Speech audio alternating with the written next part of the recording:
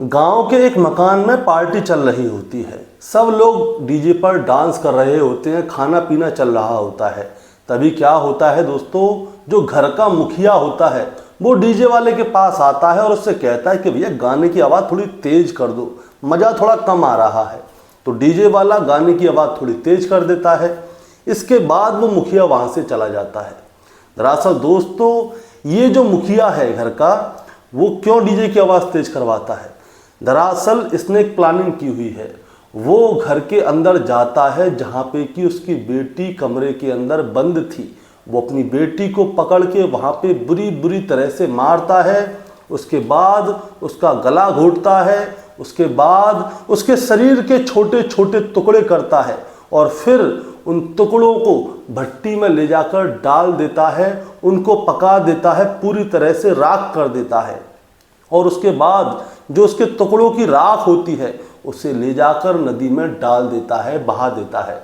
वो सोचता है कि शायद उसका ये कत्ल कभी सामने नहीं आएगा, लेकिन दोस्तों उसकी एक छोटी सी ही गलती से ये सारा मामला सामने आ गया कि आखिर एक बाप ने अपनी बेटी की इतनी निर्मम तरीके से हत्या क्यों की, उसको भट्टी में क्यों झोंका, उसके छोटे छोटे टुकड़े क्यों किए। दोस्तों, आज की कहानी शुरू करने से पहले मैं बस आपसे यही कहना चाहूँगा कि अगर आप मेरे चैनल पे नए हैं तो चैनल को जल्दी से सब्सक्राइब कर दीजिएगा, ताकि रोजाना शाम को 8 बजे मैं आपके लिए एक सच्ची घटना की कहानी लेकर आ सकूँ। नमस्कार दोस्तों, मैं गौरव शर्मा और आप देख रहे हैं गौरव शर्मा सफ़र। दोस्तों, आज की जो सच्ची घटना मैं आपको सुनाने जा रहा हूँ, ये सच्ची घटना शुरू होती है बिहार प्रदेश के मुजफ्फरपुर ज़िले से। और मुजफ्फरपुर ज़िले का ही एक थाना लगता है जिसका नाम है मुसहरी। और मुसहरी थाना क्षेत्र के अंतर्गत एक गांव आता है जिसका नाम है डोमरी। दरअसल यहाँ पे एक लड़का होता है जिसका नाम है मिथुन, जो कि इसी गाँव के एक वार्ड के पार्षद का बेटा है। और मिथुन को एक लड़की से प्यार है जिसका नाम है नीसू, जो कि इसी गांव के दूसरे वार्ड के पार्षद नरेश पंडित की बेटी है। अब होता क्या है, 24 अप्रैल 2025 को नरेश पंडित के घर में एक पार्टी होती है और पार्टी के बाद से ही नीसू गायब हो जाती है।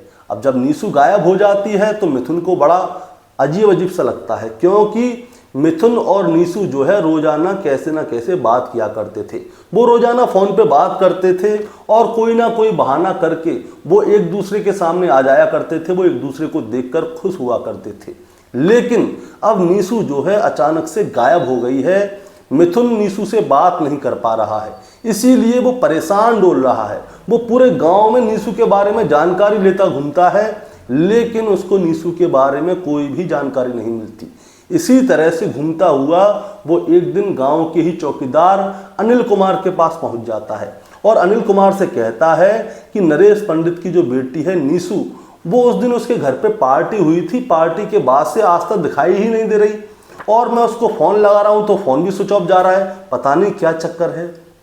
अब जैसे ही अनिल कुमार को ये वाली बात पता चलती है तो वो क्या करता है, वो नरेश पंडित के घर पे जाता है, उसके घर पे जानकारी लेता है, लेकिन नीसू के बारे में कोई भी जानकारी नहीं मिलती। वो कहाँ है कहाँ नहीं है।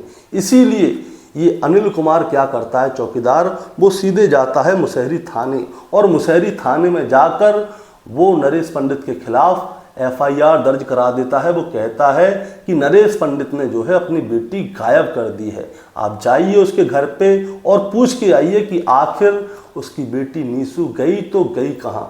अब जैसे ही इस चौकीदार ने FIR दर्ज कराई, थाने में जाके शिकायत दी, तो थानेदार साहब क्या करते हैं, अपनी टीम के साथ सीधे नरेश पंडित के घर पे पहुंच जाते हैं और नरेश पंडित से पूछा जाता है कि तुम्हारी बेटी नीसू कहाँ है। तो नरेश पंडित पहले तो पुलिस को देखकर चौंक जाता है, उसके बाद वो बताता है कि मेरी बेटी जो है रिश्तेदारी में गई हुई है। तो पुलिस वाले कहते हैं कि कोई बात नहीं, तुम ऐसा करो, अपनी बेटी से हमारी फ़ोन पे बात करवा दो, और अगर तुम हमारी फ़ोन पे बात करवा दोगे तो कोई दिक्कत नहीं है। अब क्या होता है, नरेश पंडित जो है हड़बड़ा जाता है और अपने रिश्तेदारों को फेक कॉल करने लगता है और कहता है कि फ़ोन लग नहीं रहा है, कि ये हो रहा है, कि वो हो रहा है, मतलब कि तरह तरह के बहाने बनाने लगता है। और जैसे ही नरेश पंडित तरह तरह के बहाने बनाता है तो पुलिस को हो जाता है नरेश पंडित के ऊपर शक, और शक के बिना पर पुलिस जो है नरेश पंडित को लेकर थाने पहुंच जाती है और फिर वहाँ से वहाँ पे उसके ऊपर सख्ताई बरतती है और उससे कहती है कि सही सही बताओ तुम्हारी बेटी कहाँ है, तुमने उसे कहाँ पे गायब किया। और दोस्तों आखिरकार जब नरेश पंडित के साथ में सख्ती बरती जाती है तब जाके नरेश पंडित टूट जाता है और पूरी कहानी शुरू से लेकर आखिर तक सुनाता है। वो बताता है कि साहब मैंने अपनी बेटी की हत्या कर दी है। अब जैसे ही पुलिस वालों को ये वाली बात पता चलती है कि उसने अपनी बेटी की हत्या कर दी है तो वो उससे पूछते हैं कि उसकी लाश कहाँ है, तुमने उसकी लाश के साथ क्या किया। तो वो कहता है कि उसकी लाश को मैंने राख बना दिया और नदी में बहा दिया। अब पुलिस वाले उससे पूछते हैं कि आखिर बात क्या है, शुरू से लेकर आखिर तक सुनाओ, बात पूरी कहानी शुरू से लेकर आखिर तक सुनाओ, बात को घुमाओ नहीं। तब जाके दोस्तों जो नरेश पंडित है वो पूरी कहानी शुरू से लेकर आखिर तक सुनाता है। वो बताता है कि उसकी बेटी नीसू जिसकी उम्र 18 साल है वो इसी गांव के दूसरे पार्षद के बेटे जिसका नाम मिथुन है उससे लगभग 3-4 साल से प्यार करती है। ये दोनों आपस में मिला करते थे और फ़ोन पे बातें किया करते थे। अब जब ये लोग फ़ोन पे बातें करते थे तो एक दिन मुझे पता चल गया कि मेरी बेटी निशु जो है वो मिथुन से बातें करती है, इसीलिए मैंने अपनी बेटी के ऊपर पाबंदी लगाना शुरू कर दिया, उसका फ़ोन छीन लिया, सारी बातें कर दी, लेकिन मेरी बेटी फिर भी नहीं मानी। अब मैं उसके लिए लड़का ढूंढने लगा क्योंकि मिथुन जो है हमारी जाति का नहीं है, वो अलग जाति का है और मुझे अपनी बेटी की शादी अपनी ही जाति में करनी थी और ना ही मुझे लव मैरिज करवानी थी अपनी बेटी की, इसीलिए मैं उसके लिए लड़का ढूंढने लगा। अब जब मैं अपनी बेटी के लिए लड़का ढूंढने लग गया तो होता क्या है, 10 मार्च 2025 को नीसू और मिथुन घर से भाग जाते हैं। हमने अपनी बेटी को हर जगह ढूंढा था लेकिन हमारी बेटी कहीं नहीं मिली। हमने थाने में रिपोर्ट भी लिखाई थी मिसिंग की, लेकिन पुलिस वालों से भी कुछ नहीं हुआ। उसके बाद जब गांव की पंचायत ने, हम लोगों ने और पुलिस वालों ने मिथुन के बाप के ऊपर प्रेशर डाला तब जाके उसने 19 मार्च 2025 को हमारी बेटी को थाने के अंदर हमें सुपुर्द किया था और लिखित में ये वाली बात हुई थी कि उसका बेटा आगे से मेरी बेटी से बात नहीं करेगा। लेकिन उसके बाद भी मेरी बेटी जो है चोरी चोरी चुपके चुपके उस मिथुन से बातें करती थी। मुझे अंदर से बहुत बुरा लगता था, मेरी बेटी ने पूरे गांव में मेरी इज्जत डुबा दी थी और अब मैंने सोच लिया था कि चाहे कुछ भी हो जाए मैं अपनी बेटी की जान लेकर ही रहूँगा। उसके बाद क्या होता है दोस्तों, नरेश पंडित जो है अपनी बेटी की हत्या करने की पूरी प्लानिंग कर लेता है। उसके साथ उसकी पत्नी और उसके 4 साथी होते हैं। प्लानिंग में क्या होता है दोस्तों मैं आपको बताता हूँ। 24 अप्रैल 2025 को इनके घर पे ये लोग पार्टी देते हैं। जब गांव के लोग पूछते हैं कि तुम पार्टी किस बात की दे रहे हो तो नरेश पंडित बताता है कि हम शादी की सालगिरह बना नहीं पाए, इसीलिए अब शादी की सालगिरह बना रहे हैं। अब नीसू को कुछ भी नहीं पता कि आखिर नरेश पंडित यानी कि उसके बाप के मन में क्या चल रहा है।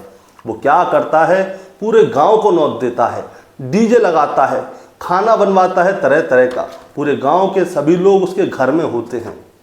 लेकिन नरेश पंडित और उसकी पत्नी के मन में कुछ और ही चल रहा था।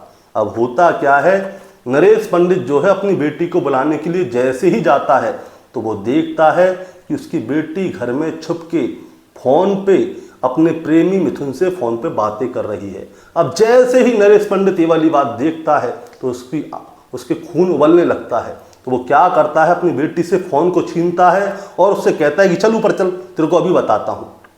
अब उसकी बेटी ऊपर वाले कमरे में चली जाती है। इसके बाद नरेश पंडित क्या करता है, डीजे वाले के पास आता है और उससे कहता है कि वॉल्यूम थोड़ा ज़्यादा करो, मज़ा नहीं आ रहा।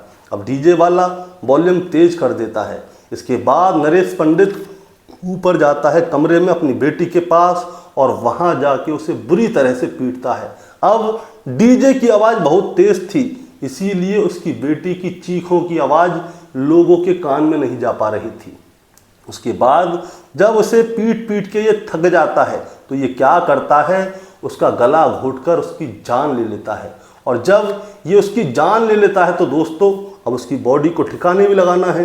तो इसकी पत्नी और उसके साथ इसके 4 साथी और थे। अभी उन 4 साथियों का नाम सामने नहीं आया है, इसलिए मैं आपको बता नहीं रहा हूँ। अब क्या होता है, ये अपनी बेटी के छोटे छोटे टुकड़े करता है और उसके बाद इसने एक तंदूर अलग से लगाया हुआ था उस तंदूर में ले जाकर अपनी बेटी के शरीर के हिस्सों को डालने लगता है एक एक करके, और आग को कर देता है तेज, ताकि जो उसके बेटी के शरीर के हिस्से हैं वो जल के राख हो जाएं। उसके बाद में ये उस राख को ले जाकर नदी में, एक घर के पास एक नदी होती है उसमें जाके बहा देता है।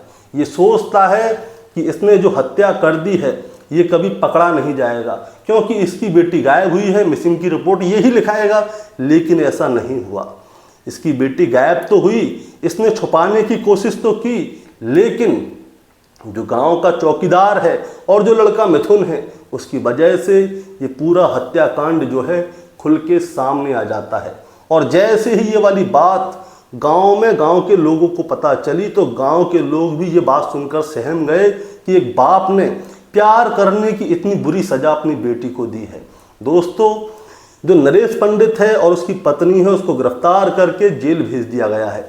उसकी पत्नी से जब पूछताछ हो रही थी तो उसकी पत्नी क्या कहती है? उसकी पत्नी कहती है कि हमारी बेटी ने जो है जहर खा लिया था, उसके बाद गांव में लोगों को पता चल जाता, इसीलिए हम लोगों ने उसको भट्टे में जला के स्वाह कर दिया। लेकिन ऐसा कुछ नहीं था, उसने कोई जहर नहीं खाया था। उसके बाप नरेश पंडित ने ही उसका गला घोटकर उसकी जान ली थी। पुलिस मौके पर पहुंचती है और सब जगह जांच पड़ताल करती है, लेकिन दोस्तों पुलिस के हाथों में कुछ भी नहीं आता, क्योंकि लड़की जो है वो जल के राख हो गई थी और राख को भी नदी में बहा आए थे। तो पुलिस के हाथों क्या लगेगा? पुलिस के हाथों सिर्फ नरेश पंडित और उसकी पत्नी लगी है। अब वो दोनों जेल चले गए हैं और नरेश पंडित के कहने पर ही जो उसने जगह बताई है जहाँ पे इसके 4 साथी छुपे हो सकते हैं, उन सभी जगह पे पुलिस छापेमारी कर रही है। अभी चारों लोग हाथ में नहीं आए हैं। दोस्तों, इस कहानी को सुनाने का मतलब आपको परेशान करना है, विचलित करना बिल्कुल नहीं है। बस आपको बताना है और जताना है। बताना और जताना ये है कि इस बाप ने जो है राक्षस होने की सारी हदें पार कर दी हैं। होता है आज के समय पे बच्चों को प्यार हो जाता है। जब माँ बाप अपने बच्चों को समय नहीं देते, उनसे बात नहीं करते, उनकी मन की बात नहीं जानना चाहते, तो बच्चे क्या करते हैं? बाहर किसी ऐसे को खोजते हैं जो उनकी बात सुने, उनके मन की बातें सुने, उनसे प्यार करे। अब प्यार जब घर में नहीं मिलेगा तो लोग बाहर जाते ही जाते हैं। और अब इस बाप ने अपनी बच्ची को प्यार तो दिया नहीं, अब उसने प्यार कर भी लिया तो उसको डांट के फटकार के समझा सकता था, लेकिन इसने प्यार करने की इतनी बुरी सजा दी अपनी बेटी को जो कभी किसी ने सोची नहीं होगी। दोस्तों, आपका क्या कहना है इस कहानी के बारे में? आप हमें कमेंट में ज़रूर बताएं। चैनल पे नए हैं तो सब्सक्राइब करके जाएं, ताकि रोजाना शाम को 8 बजे मैं आपके लिए एक सच्ची घटना की कहानी लेकर आ सकूं। नमस्कार।